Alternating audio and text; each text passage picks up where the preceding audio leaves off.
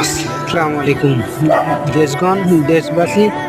আমি আপনাদের কাছে আমার জরুরি একটা অনুরোধ যে আমরা মুসলিম দাবি করি, কিন্তু মুসলিম হয়ে কোনো কাজ করতে পারি না।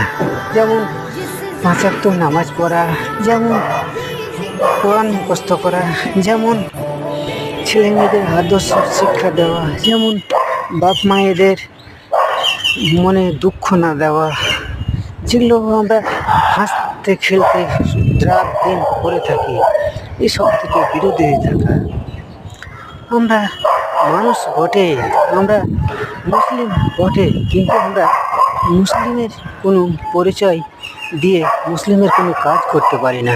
আমরা সকলেই, আমিও যেমন, আপনিও তেমন, বাবা মা সকল ছেলে মেয়ে সকলেই তেমন। তাই আমরা প্রত্যেকেই চেষ্টা করব, প্রত্যেকেই